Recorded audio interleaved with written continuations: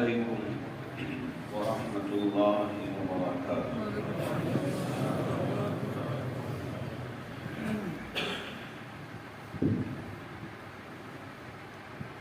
الحمد للہ رب العالمین، والصلاة والسلام علی سید الانبیاء والمرسلین محمد وآلہ واصحابہ اجمعین، اما بعد۔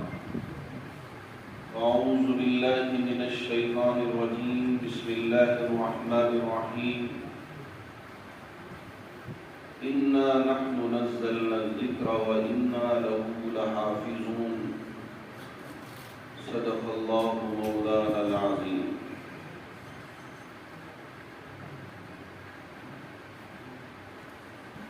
یہاں اسٹیج پر رونق افروز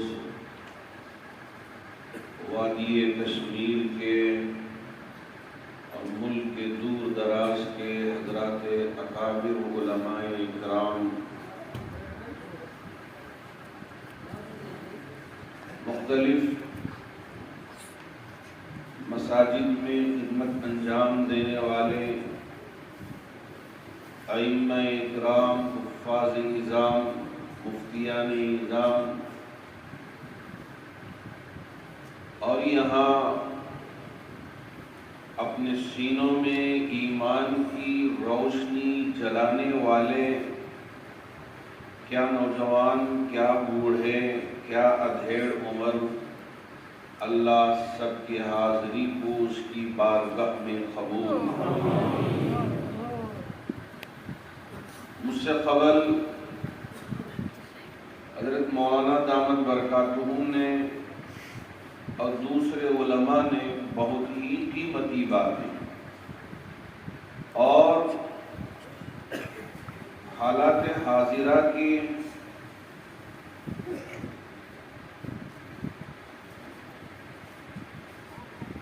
پیش نظر جو ضروری باتیں تھیں ارشاد فرمائی۔ یقیناً وہ سب باتیں ہمارے لیے بہت ہی قیمتی ہیں اور ہم میں سے ہر ایک کو ان پر عمل بھی کرنا چاہیے۔ میرا پہلا موقع ہے یہاں وادی کشمیر میں پہنچنے کا۔ ویسے تو بنگلور میں بہت سارے ہمارے کشمیری بھائی آتے رہتے ہیں، ملاقات کرتے رہتے ہیں۔ حضرت مولانا یوسف صاحب بھی تشریف لائے ہیں،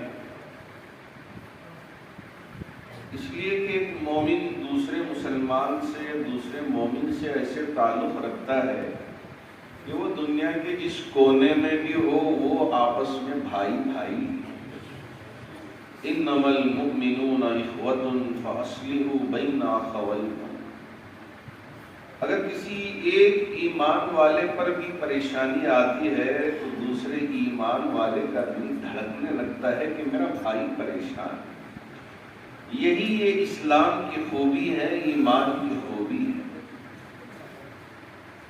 اس لیے ہم پورے عالم میں بسنے والے مسلمانوں کے ساتھ محبتانہ تعلق رکھنا چاہیے۔ اللہ کا شکر ہے کہ اللہ رب ذوالجلال نے ہمارے اکابر علماء، میرے والدین کی دعاؤں کے صدقے مجھے بھی حج کی سعادت سے مالا مال فرمایا۔ ابھی حج کے موقع پہ دیکھ رہا تھا تقریباً 190 سے زیادہ ملکوں سے حجاج اکرام پہنچ کر کیا افریقہ، کیا امریکہ، کیا ہندوستان، کیا وہ سب ممالک کے لوگ اپنی اپنی بولی میں اللہ کو راضی کرنے میں لگے ہوئے ہیں۔ میرا اللہ وہ ہے جو ہر ایک کی زبان کو سننے والا ہے، سمجھنے والا ہے اور ان کی مرادوں کو پوری کرنے والا ہے۔ ہم اس اللہ کی عبادت کرتے ہیں۔ میں بہت ہی شکر گزار ہوں حضرت مولانا صاحب کا کہ انہوں نے یہی کہا کہ مولانا کا کوئی تعارف نہیں، قرآن کے ذریعے ہی آپ کا گویا کہ یہاں استقبال ہو جائے اور قاری محترم نے اتنی شاندار قرات پڑھی کہ میرا دل باخبار ہو گیا. اور پھر اس کے بعد انہوں نے اللہ کی تسبیح، اللہ کی پاکی، اللہ کی کبریائی، اللہ کی بڑائی آپ سب کے ساتھ مل کر ایسے انہوں نے بیان کیا، یوں لگ رہا تھا کہ یہ ہماری تسبیح اللہ کے عرش سے ٹکرا رہی ہے. اللہ کا شکر ہے کہ اللہ رب ذوالجلال نے ایسی پاکیزہ مجلس میں ہم کو شریک ہونے کا موقع دیا. یقین مانیے ہماری کوئی تعریف نہیں ہے، ہمارا کوئی وجود نہیں ہے، ساری بڑائی اللہ کے لیے ہے، ساری حمد و ثنا اللہ کے لیے ہے، ساری پاکی اللہ کے لیے ہے. وہی خالق ہے. اللہ خالق کل شیء وهو على كل شيء قدیر. الحمدللہ رب العالمین الرحمن الرحیم مالک یوم الدین ایاک نعبد و ایاک نستعین. یہی وہ اللہ ہے جس کی ہم تعریف بیان کرتے ہیں، جس کی پاکی بیان کرتے ہیں. وہی ہمارا خالق ہے، وہی ہمارا مالک ہے، وہی ہمارا پالنہار ہے. ہمارے ایمان میں ذرہ برابر بھی، رائی کے دانے کے برابر بھی فرق نہیں آنا چاہیے. دنیا جو بھی کہے، جو بھی آفر دے لے، لیکن ہمارے ایمان کا سودا ہو نہیں سکتا. آج کے موجودہ زمانے میں جہاں سوشل میڈیا بہت ہی اونچے درجے پہ پہنچ چکا ہے، غیر غلط چیزوں کے ذریعے ہمارے ایمان پر ڈاکہ ڈالنے کی کوشش کر رہے ہیں. میرے نبی تاجدار مدینہ احمد مصطفیٰ محمد مصطفیٰ صلی اللہ علیہ وسلم کی ذات اقدس پر اور امہات المؤمنین کی سیرت پر ڈاکہ ڈالنے کی کوشش کر رہے ہیں. حضرات صحابہ کی شان میں گستاخی کرنے کی کوشش کر رہے ہیں. حضرت نے بہت ہی قیمتی باتیں ارشاد فرمائی. ایسے میں ہماری اور آپ کی ذمہ داری ہے کہ ہم سچے پکے مومن بن کر دنیا والوں کو بتا دیں کہ دنیا کی پوری دولت، جتنا سونا ہے، چاندی ہے، ہیرے ہیں، جواہرات ہیں، جو کچھ ہمارے قدموں میں لا کے ڈال دے اور یوں کہے کہ آپ کا ایمان ہمیں دے دیں اور یہ ساری چیزوں کو لے لیں. قسم ہے میرے اللہ کی، ساری چیزوں کو ایک مومن ٹھکرا دے گا لیکن ایمان کا سودا نہیں دے گا انشاءاللہ.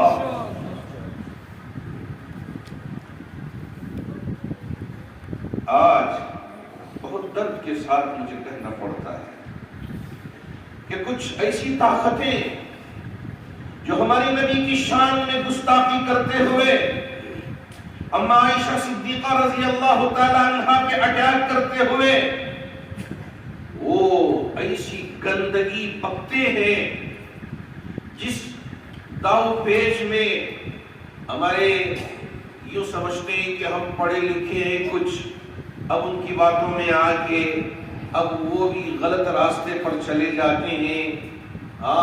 میرے نبی کے دور میں پہلی صف میں منافق ہوا کرتے تھے.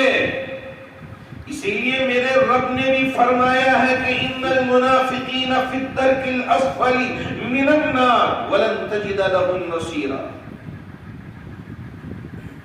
عبداللہ بن ابی بن سلول منافقوں کا سردار نماز میں جماعت میں حاضر رہتا تھا، پہلی صف میں حاضر رہتا تھا، لیکن اللہ رب ذوالجلال نے اس کے دل میں ایمان کو مضبوط نہیں کیا.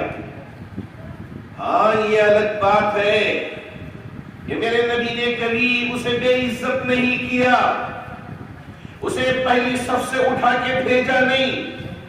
پتا تھا میرے نبی کو لیکن عزت دی. اس کی اس منافقت کو آپ نے چھپا کے رکھا. اسی لیے ہم بھی بہت ہی مسیحیت کے ساتھ میرے نبی کی باتوں پہ عمل کرتے ہوئے ہم بھی چلتے ہیں اسی راستے پر. جب آپ کے بیٹے نبی کی خدمت میں پہنچ کے گزارش کی تھی کہ میرا باپ یہ مر گیا ہے، میری خواہش ہے کہ کہیں آپ آئے اور آگے اس کا جنازہ پڑھا دیں تو اللہ اس کی مغفرت فرما دے، اس لیے کہ باپ پہ میرا بیٹا تو سچا پکا مسلمان تھا، اس کے ایمان میں کسی طرح کی کوئی پریشانی نہیں، کوئی عیب نہیں، بیٹا تھا، باپ کی محبت کی، آ کے گزارش کیا، اللہ کے رسول علیہ السلام نے قبول کر لیا، چلو جنازہ پڑھانے کے لیے آتا ہوں۔ تکلیف دیا، آپ کی بیوی اس پر تہمت لگایا، کیا کیا نہیں کیا، باوجود اس کے ساری چیزوں کو بولا کہ اللہ کے رسول علیہ السلام جنازہ پڑھانے کے لیے، اس لیے کہ ایک مومن، ایک مسلمان پکا، وہ آ کے مجھ سے گزارش کر رہا ہے، اس لیے میں جانے کے لیے تیار ہوں۔ حتیٰ کہ اس نے کہا میرے نبی مجھے پتا ہے کہ کیا تھا میرا باپ، کہیں اللہ اسے جہنم میں نہ ڈال دے، اس لیے آپ کا قمیص مبارک مجھے دے دیں، اس کے کفن میں اسے ڈال دوں تاکہ اللہ اس کی حفاظت کرے۔ اللہ کے رسول علیہ السلام نے یہ بھی قربانی دے دی، لیکن یاد رکھیں کہ اگر غلط نسبت بھی رکھ کر یوں سمجھ لیں کہ ہم جنت کے مستحق ہو جائیں، کبھی جنت میں جائیں گے۔ حضرت نوح کا بیٹا، حضرت لوط کی بیوی، نبی کی بیوی ہو گئی تو نسبت ہو گئی جنت میں، داخلہ ملے گا؟ نہ نہ، ہم سوچتے ہیں کہ یہ ایمان، یہ اسلام 1450 سال سے پہلے شروع ہوا ہے، یہ غلط فہمی ہے۔ ہمارا ایمان کیا ہے؟ ہم کیا پڑھتے ہیں؟ آمنت باللہ، ارے پڑھیں، وملائکتہ وکتبہ ورسلہ والیوم الآخر والقدر خیرہ وشرہ من اللہ تعالی والبعث بعد الموت، ان تمام باتوں پہ ہمارا ایمان۔ حضرت آدم سے یہ سلسلہ شروع ہوا ہے، میرے نبی پہ نبوت کا سلسلہ ختم ہوا، خاتم النبیین آپ بن گئے۔ جی ہاں، یہ نہیں کہ ابھی ابھی یہ اسلام 1450 سال پہلے سے ہوا ہے، نہیں، اس وقت سے توحید کے پرستار چلے آ رہے ہیں، توحید کی دعوت دینے والے چلے آ رہے ہیں، اور یہ سلسلہ انشاءاللہ قیامت تک رہے گا۔ یاد رکھیں کہ کبھی ہم اپنے ایمان کا سودا نہ کریں۔ اب اپنے ایمان کی یہ حفاظت کرنے والی جماعت کہاں تیار ہوتی ہے؟ یہ ایمان پر کام کرنے والی جماعت یہ کہاں تیار ہوتی ہے؟ یہ تیار ہوتی ہے ان دارالعلوموں میں، جہاں ان کے سینوں میں قرآن کو محفوظ کرایا جاتا ہے، جہاں ان کو قرآن کی تفسیر پڑھائی جاتی ہے، جہاں ان کو صرف و نحو کی تعلیم دی جاتی ہے، یہاں ان کو ادب سکھایا جاتا ہے، یہاں بخاری شریف سکھائی جاتی ہے، پڑھائی جاتی ہے۔ اسی لیے محدث کہا جاتا ہے، مفسر کہا جاتا ہے، فقہ کی کتابیں پڑھائی جاتی ہیں، ان کو مسئلے مسائل سکھائے جاتے ہیں۔ بعض لوگوں کو یہ اشکال ہو جاتا ہے کہ مدرسے میں پڑھنے والے صرف یہ قرآن رٹ کے پڑھ کے آ جاتے ہیں، ان کو تو کچھ دنیا کی سمجھ نہیں ہے۔ ارے یہاں یہ ساری چیزیں سیکھتے ہیں، یہ فقہ میں کیا سمجھتے ہیں، قرآن میں کیا سیکھتے ہیں، تفسیر میں کیا سیکھتے ہیں، حدیث میں کیا سیکھتے ہیں۔ تجارت کریں تو کیسے کریں؟ اللہ جزائے خیر دے۔ ہمارے چیف جسٹس حضرت مولانا مفتی تقی عثمانی صاحب دامت برکاتہم محمد فیوزہم بنگلور تشریف لائے تھے۔ میں نے حضرت سے پوچھ لیا، حضرت ماشاءاللہ آپ ایک عالم بھی ہیں، محدث بھی ہیں، مفسر بھی ہیں، اور ساتھ ساتھ آپ نے وکالت بھی پڑھ لیا، سنا کہ آپ بہت سبقت کر گئے تھے اوروں پہ۔ تو حضرت نے مجھ سے خود بیان فرمایا، جی مولانا، جو لوگ لا کی کتابیں شروع سے پڑھ رہے تھے، میں مدرسے کی چہار دیواری میں زانوے ادب ہو کے ہمارے اساتذہ سے قرآن و حدیث سیکھ کے ان ساری چیزوں کو میں نے حاصل کر کے جب یہ پڑھنا شروع کیا تو یہ مجھے ہیچ نظر آیا، اس وجہ سے جو شروع سے نہ پڑھ رہے تھے ان سب کو پیچھے چھوڑ کے میں نمبر 1 پوزیشن میں آ گیا۔ آپ یہ نہ سمجھیں کہ ایک عالم اس کی کوئی وقت نہیں ہے، کوئی عزت نہیں ہے، نہیں، اس کی بڑی عزت ہے۔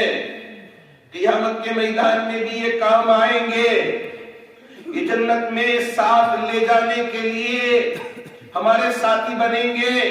اسی لیے میرے نبی نے خوشخبری سنائی تھی کہ جس کے سینے میں اللہ رب ذوالجلال نے قرآن کو محفوظ کر دیا، اب وہ اس پہ عمل کر رہا ہے، اس کی زندگی اس پر گزر بسر ہو رہی ہے۔ قیامت کے دن میرا رب ایسے حافظ قرآن کو بلائے گا اور کہے گا کہ ایسے 10 افراد جو جہنم میں سزا کاٹ رہے ہیں، جاؤ تمہارے خاندان کے ان 10 افراد کو جہنم سے نکال کے جنت میں لے کے آ جائے۔ یہ حفاظ اکرام، یہ علماء، یہ خاندان کے لیے جہنم سے نکال کر جنت میں لانے کا سبب بننے والے ہوں، اور ہم ان کو حقارت کی نظر سے دیکھیں، نچلی نظر سے دیکھیں، اور ہماری زبان سے یوں کہیں کہ یہ کیا ایک عالم ہے؟ نہ، ان کی بڑی وقت ہے، بڑی عزت ہے، ان کا ادب و احترام ہے۔ اس وجہ سے کبھی ان کو نیچی نظر سے نہ دیکھیں، ہمیشہ عزت کی نظر سے دیکھیں، ان کا ادب کریں، ان کا احترام کریں، بزرگوں کی عزت کریں۔ اسی سے ہمارے لیے بھی اللہ عزت عطا فرمائے۔ یہ ہمارے طلبہ جو قرآن یاد کرتے ہیں پھر اسے سمجھنے کی کوشش کرتے ہیں، ہم یوں سمجھ گئے کہ مدرسے میں پڑھنے والے وہ الف با اور تھوڑا سا پڑھ لیا، زبر زیر پیش، اس کو ہم نے ایک عالم سے سمجھ لیا۔ نہ، 8 سال 10 سال 11 سال اتنی مدت یہاں لگا کے ایک حافظ، ایک عالم، ایک قاری، ایک مفتی، ایک محدث، ایک مفسر بنتا ہے۔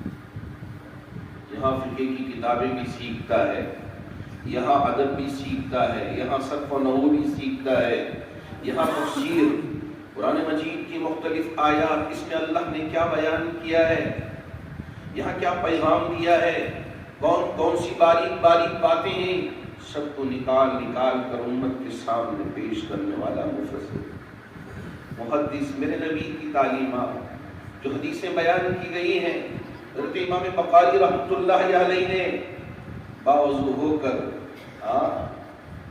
نماز ادا کر کے ایک حدیث آپ نے لکھی، غسل کر کے لکھی،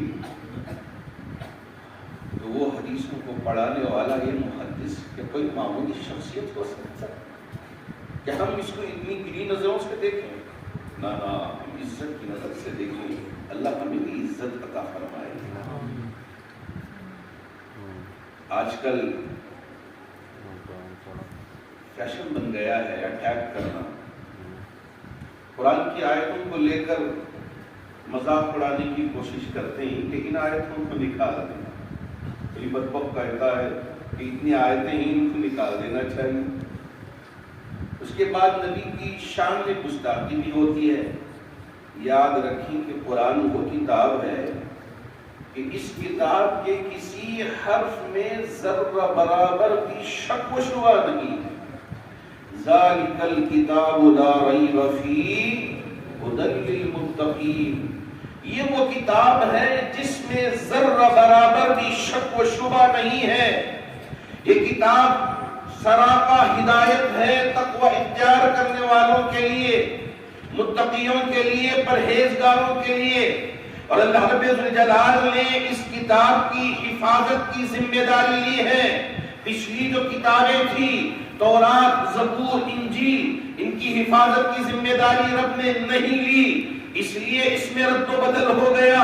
یہ آپ کی کتاب قرآن مجید ہے، اس میں نہ کبھی زبر میں فرق آئے گا، نہ کبھی زیر میں فرق آئے گا، نہ کبھی پیش میں فرق آئے گا، نہ کوئی آیت میں فرق آئے گا۔ ذالک الکتاب لا ریب فیہ لا تبدیل لکلمات اللہ، اللہ کے کسی بھی کلمے میں کوئی تبدیلی نہیں آئے گی انشاءاللہ۔ کیوں؟ اس لیے کہ میرے رب نے اس کی حفاظت کی ذمہ داری لے لی۔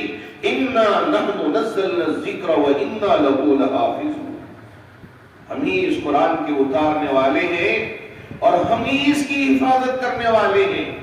اور صحابہ کی جماعت میں بھی قرآن کو سیکھنے والے، میرے نبی کی ذات سے علم کو حاصل کرنے والے ایک جماعت مسجد نبوی میں بیٹھا کرتی تھی۔ ابھی حج میں بھی پہنچنے کے بعد حج سے فارغ ہو کے مدینہ المنورہ جانا نصیب ہوا، اور وہاں کے امام شیخ المحسن القاسم سے ملاقات ہوئی۔ ان سے میں نے ہمارے اس ملک کے حالات کو ذکر کیا، دعاؤں کی گزارش کی، اور اس کے بعد انہوں نے مجھ سے کہا کہ یہاں یہ اللہ کا گھر مسجد نبوی، ایک طرف نماز ہوتی ہے تو دوسری طرف علم کے حلقے لگتے ہیں۔ آپ دیکھیں میں بھی اللہ کے گھر میں بیٹھ کر یہاں درس دیتا ہوں، یہاں قرآن سمجھتا ہوں، یہاں طلباء کے اندر علم کو پہنچانے کی پوری کوشش کرتا ہوں۔ تو ماشاءاللہ مسجد نبوی ایک طرف نماز پڑھنے کی جگہ، تو دوسری طرف میرے نبی کے زمانے میں جو غیر ابھی اسلام نہیں لائے وفود کی شکل میں مسجد نبوی پہنچتے، اللہ کے رسول علیہ السلام سے اسلام کے سلسلے میں معلومات حاصل کرتے۔ ستون عائشہ، ستون تہجد، آپ اگر اس کیاری میں جنت کی چلے جائیں تو آپ کو اندازہ ہوگا کہ کتنا اللہ وہاں سکون رکھا ہے۔ جیسے ہی ہم وہاں پہنچتے ہیں دل میں ایک عجیب سی کیفیت پیدا ہو جاتی ہے، میں بیان کر نہیں پاؤں گا۔ میرے نبی کے روزے کے بالکل بغل میں جگہ ملی نماز ادا کرنے اور دعا کرنے کی، مجھے پتہ ہی نہیں چلا کہ کیسے 40-50 منٹ ہو گئے اور مجھے اب یہاں سے نکلنا ہے۔ میرا رب ہماری سننے والا ہے۔ ہاں ایک مشکل وقت ہم پر آ پہنچا ہے، لیکن اگر ہم ایمان پر ثابت قدم رہے، یاد رکھیں اگر ہم ایمان پر ڈاکہ ڈالنے کے لیے موقع دے دیں اور کچے مسلمان ہو جائے اور اللہ کی مدد مانگ رہے ہیں، اور کہاں سے اللہ کی مدد آئے؟ آپ کو شاید یاد ہوگا غزوہ احد میں حضرات صحابہ کی ایک جماعت کو ایک جگہ متعین کیا تھا کہ آپ یہیں رہیں۔ اب اس کے بعد کیا ہوا؟ سوچا کہ دشمن چلا گیا ہے، اب یہاں مال غنیمت کے اٹھانے کا وقت آیا ہے، آ گئے سب۔ اب اس میں سے جو صحابہ اوپر تھے ان کے درمیان میں دو جماعت ہو گئی، کہے اب تو چلا گیا، اس لیے ہم بھی چلے جاتے ہیں مال غنیمت سمیٹنے میں، اٹھانے میں۔ تو بعضوں نے کہا نہیں، اللہ کے رسول علیہ السلام نے ہی متعین کیا، اس لیے ہم یہی پہرہ داری دیں گے۔ لیکن جانے والوں میں زیادہ تھے، کھڑے ہونے والوں میں مختصر تھے، اس وجہ سے خالد بن ولید ابھی ایمان نہیں لائے تھے، پیچھے سے آئے حملہ کر دیے۔ کیا ہوا آپ ہی جانتے ہیں۔ اللہ یہی بتانا چاہتے ہیں کہ میرے نبی کی ایک چھوٹی سی بات چھوڑو گے تو کیا ہوگا، ذرا دیکھ لو، اتنی باتیں تم چھوڑتے ہو تو تمہارے لیے پریشانی آئے گی ضرور۔ اللہ نے کہہ دیا ہے قرآن میں وَلَنَبْلُوَنَّكُمْ بِشَيْءٍ مِّنَ الْخَوْفِ وَالْجُوعِ وَنَقْصٍ مِّنَ الْأَمْوَالِ وَالْأَنفُسِ وَالثَّمَرَاتِ۔ اس کے بعد خوشخبری بھی سنا دیا ہے۔ کیا خوشخبری سنایا؟ وَبَشِّرِ الصَّابِرِينَ۔ تو اس لیے ہم जैसे भी हालात हो उन हालात में ईमान पर साबित कदम रहेंगे, ईमान से कभी पीछे हटने वाले नहीं हैं, न हमारे पैर डगमगाएंगे, न हम कभी इन चीजों को लेकर हासिल करके अपने ईमान का सौदा करने वाले बनेंगे। अल्लाह करे कि ऐसी मौत अता कर दे हमें कि हम सजदे में हो, अल्लाह की पाकी बयान कर रहे हो, अल्लाह का वो फरिश्ता आ जाए, यूं कहे कि अब दुनिया में तुम्हारा वक्त हो चला है, अब अल्लाह की तरफ से आपको बुलावा आया है, चलिए अल्लाह की पाकी बयान करते हो। ये हमको तड़प अपने अंदर रखना चाहिए। अल्लाह ने एक मौका हमें दिया है, ये अल्लाह के ये जो घर है, जिस घर में हम बैठे हैं, ये जो मदारिस है, ये जो दीन के खिले हैं, इनकी हिफाजत की जिम्मेदारी और यहाँ जो कुछ जरूरियात हैं उनके तकफ्फुल की जिम्मेदारी उम्मत मुस्लिमा के अफराद है। जी हाँ, ये मेरे नबी का तरीका। अल्लाह के रसूल अलैहिस्सलातु वस्सलाम जब कभी भी कोई जरूरत पेश आ जाती तो मस्जिद नबवी में पहुंचते और वहां ऐलान करते कि ये इस वक्त जरूरत पेश आई है, आप लाके जमा करें, आप लाके जमा करें। एक वो भी मौका था गज़वे का, अल्लाह के रसूल अलैहिस्सलाम ने ऐलान किया तो हजरत उमर ने सोचा कि ये अबू बकर जो कारी यार है, अल्लाह के रसूल अलैहिस्सलातु वस्सलाम के हमेशा साथ साथ रहने वाला और हमेशा ज़ियादा मर्तबा पाने वाला, आज इनके पास पैसा नहीं है, गुलामों को आजाद कर करके कंगाल हो गए हैं, अब अल्लाह ने जो कुछ दिया है मेरे पास थोड़ा सा ज्यादा है, इसलिए मैं आज अबू बकर से ज्यादा देने वाला बनकर अल्लाह के नबी के दुआओं का ज्यादा मुस्तहक बन जाऊंगा। इस मकसद से उठकर गए मजलिस से। क्या हुआ? हजरत उमर आए, अल्लाह के रसूल अलैहिस्सलातु वस्सलाम ने जो सवाल किया, उमर घर में क्या छोड़ कर आए हो? हजरत उमर ये सवाल सुनते ही समझ गए, वाह, अबू बकर से आगे मैं कभी बढ़ नहीं सकता। हजरत उमर ने फरमाया, या रसूल अल्लाह, आधा माल घर में छोड़ के आया हूँ और आधा माल यहाँ लाके आपके कदमों में डाल दिया हूँ। उतने में अबू बकर भी आए, ताट लपेट के, कीकर के कांटे लगा के। अल्लाह के रसूल अलैहिस्सलाम ने अबू बकर से भी वही सवाल किया, अबू बकर घर में क्या छोड़ के आए? हज़रत अबू बकर सिद्दीक रज़ी अल्लाह ताला अन्हु बावजूद हालत पतली होने के, कुछ न होने के, अल्लाह के रसूल अलैहिस्सलाम ने फरमाया, जो कुछ था घर में समेट के पोटली बना के आपके बारगाह पे पेश कर दिया है, कुछ नहीं बचा है। घर में छोड़ा हूं तो अल्लाह और अल्लाह के रसूल की मोहब्बत को छोड़ के आया। यही जज्बा अल्लाह को पसंद है। अल्लाह ये नहीं देखते कि कितना दे के रियाकारी का काम कर रहा है, अल्लाह ये देखते हैं कि किस जज्बे से दे रहा है, किस जज्बे से अल्लाह की राह में खर्च कर रहा है, अल्लाह ये देखते हैं।